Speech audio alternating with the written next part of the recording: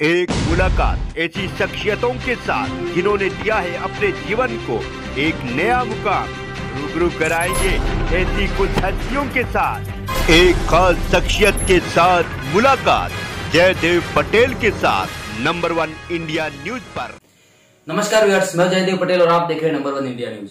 आपका एक बार फिर स्वागत है एक खास शख्सियत के साथ मुलाकात प्रोग्राम में। आज हम बात करेंगे भारत के सबसे बड़े मिशन चंद्रयान 3 को लेकर के इस बार किस तरह की खास सावधानियां बरती गई है और इसी के साथ चंद्रयान 3 मिशन में गुजरात का कितना अहम योगदान है। इन्हीं मुद्दों पर बात करने के लिए हमारे साथ खास मेहमान है गुजरात इसरो के director Nilesh M Desai. Nilesh M Desai ji, आपका बहुत बहुत स्वागत आज हमारे प्रोग्राम में। धन्यवाद जी। नीलेश एम देसाई जी, आपसे मेरा पहला सवाल है कि चंद्रयान 3 मिशन में गुजरात का कितना अहम योगदान है। जैसा कि आपको पता ही होगा कि अंतरिक्ष उपयोग केंद्र स्पेस एप्लीकेशन सेंटर अहमदाबाद में स्थित है और वो इसरो का एक अनोखा प्रकार का केंद्र है, सेंटर है। और यहाँ पर जो अंतरिक्ष निर्माण के कई कार्य होते हैं जिसमें पेलोड डेवलपमेंट या सेंसर डेवलपमेंट, जो सैटेलाइट के अंदर जो उपकरण होता है जो सही मायने में जो कार्य करता है अलग अलग तरह से, तो वो पेलोड का निर्माण हमारे सेंटर अहमदाबाद सेंटर में होता है अंतरिक्ष उपयोग केंद्र में। उसके अलावा जैसा कि उसका नाम बता रहा है कि अंतरिक्ष का उपयोग, तो अंतरिक्ष के उपयोग अलग अलग प्रकार से हम कर पाते हैं, अलग अलग सैटेलाइट द्वारा, अलग अलग उपग्रहों के द्वारा। तो ये उपयोग का काम भी, एप्लीकेशन का काम भी हमारे केंद्र में होता है, हमारे सेंटर में होता है। तो इस तरह से जो एक तरह से जो सैटेलाइट का हार्ट या ब्रेन है वो भी हम बनाते हैं और उसके साथ साथ उसका जो एंड प्रोडक्ट है एप्लीकेशन, उसमें भी हम कार्यरत हैं। तो इस तरह से इसका एक अनोखा योगदान भारत के अंतरिक्ष कार्यक्रम में है। और इस जहाँ तक चंद्रयान 3 मिशन का सवाल है, उसमें हमारे सेंटर ने, हमारे केंद्र ने लगभग 11 प्रणालियों में अपना योगदान दिया है जो उसको सही मायने में अच्छी तरह से सेफ लैंडिंग कराने में मदद होगी। जी। नीलेश एम देसाई जी, चंद्रमा की दक्षिणी सतह पर चंद्रयान 3 को उतरवाना दुनिया में सबसे बड़ा पहला स्थान अगर भारत का आने वाला है, ऐसे में कितनी बड़ी उपलब्धि होगी। ये जैसा कि आपने बताया, सही बताया कि चंद्रमा के जो दक्षिण ध्रुव का प्रदेश है उस पर आज तक कोई नहीं जा पाया है। कोई भी देश, कई देशों ने प्रयास तो किए हैं। पहले जापान ने प्रयास किया था, इजराइल ने किया और अभी हाल ही में रशिया ने वो प्रयास किया था। और रशिया का जो ल्यूना 25 लैंडर है वो 2 दिन पहले ही रविवार को क्रैश लैंड हो गया था, आप सबको पता ही है। तो इसका मतलब ये है कि जो चंद्रमा का दक्षिण ध्रुव प्रदेश है वो काफी कठिन प्रदेश है और क्योंकि वहाँ पे बहुत सारे क्रेटर्स, गड्ढे हैं, पत्थर हैं, क्रेटर्स एंड बोल्डर्स है, तो वहाँ पे उतरना इतना आसान नहीं है। जबकि जो आज तक जो भी लोग उतरे हैं, जो भी मिशन जो लैंडिंग के हुए हैं, वो सब अमेरिका या रशिया द्वारा या चाइना द्वारा, वो सब चंद्रमा के विषुवत ध्रुव यानी कि इक्वेटर पे हुए हैं। तो वो वहाँ पे उतरना रिलेटिवली इतना कठिन नहीं है, इतना थोड़ा इजी है। इसके अलावा हमारे वैज्ञानिकों का ये आशा थी, उनकी इच्छा थी कि हम अगर दक्षिण ध्रुव पे जाते हैं, क्योंकि विषुवत ध्रुव पे या इक्वेटर पे तो इतने मिशन लैंड हो चुके हैं, तो वहाँ की जो भी अन्वेषण करने थे, एक्सपेरिमेंट करने थे, वो हो चुके। तो हम अगर कुछ नया करें, नया एक्सपेरिमेंट करें और वो भी ऐसे जगह पे जहाँ पे कोई गया नहीं हो, तो उसको सबको देखते हुए हमने पिछली बार भी चंद्रयान 2 जब लॉन्च किया था तब भी यही प्रदेश चुना था लैंडिंग के लिए।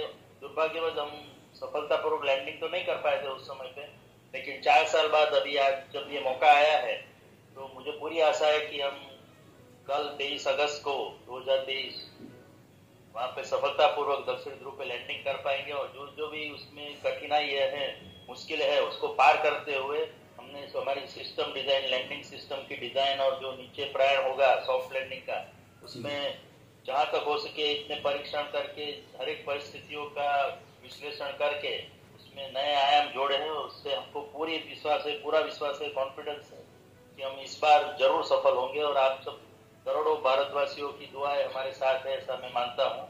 और जो भी हमको और जो हमारी कड़ी मेहनत है, वो दोनों मिलके ये सफलता पाने में हमको सहाय करेंगे। जी। नीलेश एम देसाई जी, चंद्रयान 3 की लॉन्चिंग के बाद में अब सारी जो चीजें होती है वो कहीं की लैंडिंग पर आके रुक जाती है। ऐसे में लैंडिंग में इस बार कोई मुसीबतों का सामना नहीं करना पड़े, ऐसे में इसको लेकर किस तरह की प्रमुख सावधानियां बरती गई थी?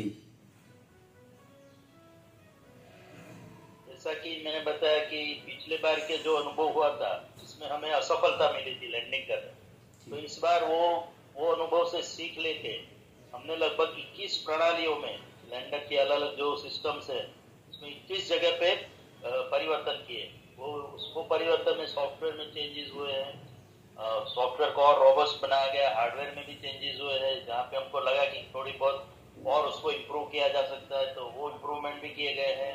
इसके अलावा बहुत ही अच्छी तरह से हर एक सिस्टम का टेस्टिंग किया गया। प्रशिक्षण पे हमने इस बार काफी जोर दिया और नए सेंसर्स भी ऐड किए हैं जो पिछली बार नहीं थे, जैसे कि लेजर डॉपलर वेलोसीमीटर, तो वो पिछली बार नहीं था। वो हमको तीनों डायरेक्शन में वेलोसिटी देगी, स्पीड के बारे में अनुमान देगी।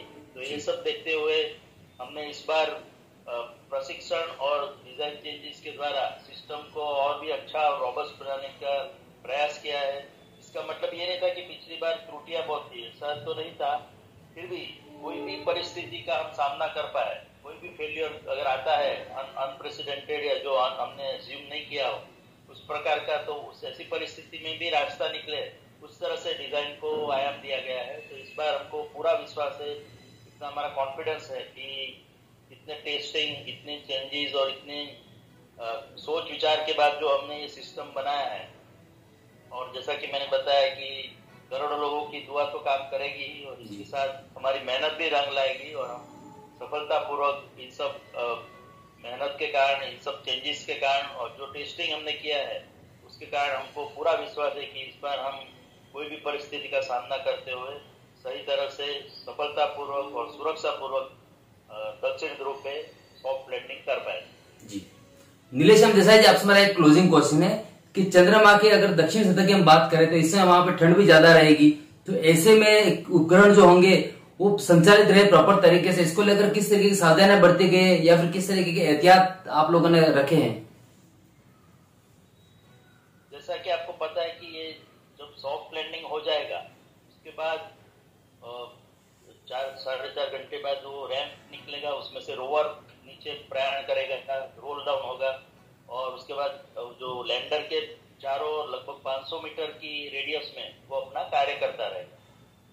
और ये दोनों लैंडर और रोवर जो है हमने डिजाइन किए हैं 14 दिनों पर काम करने के लिए। 14 दिन इसलिए कि एक 1 मून डे जिसको बोलते हैं उसका इक्विवेलेंट टू 14 अर्थ डेज, 14 अर्थ के डेज होते हैं और हम दूसरे दिन वहां पे लैंडिंग करने वाले हैं। तो ये देखते हैं हमको लगभग 12 से 13 दिन प्रशिक्षण करने को मिलेंगे।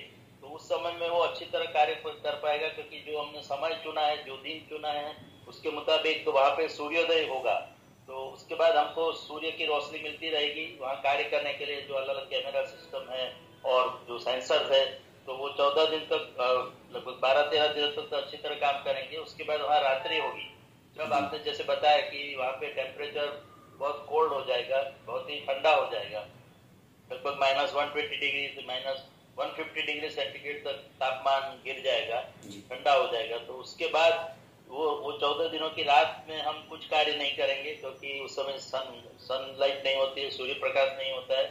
उसके बाद 14 दिनों बाद अगेन हम उसको रिवाइव करने का ट्राई करेंगे, क्योंकि फिर से सूर्योदय होगा तो सनलाइट पैदा होना, सनलाइट के कारण जो सोलर पैनल है वो काम करना शुरू कर देंगे, रिचार्ज हो जाएंगे।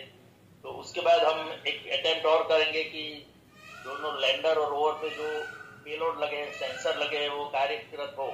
उसमें हम पूरी तरह विश्वास से तो नहीं कह सकते कि उसमें से कितनी सफलता मिलेगी, पर जो भी हमको सफलता मिलेगी उसमें उनको रिवाइव करने में, उनको फिर से रिस्टार्ट करने में, तो अगेन वो पेलोड काम करेंगे, तो वो हमारे लिए वो बोनस एक्टिविटी होगा। तो इस तरह से पूरा मिशन प्लान किया गया है।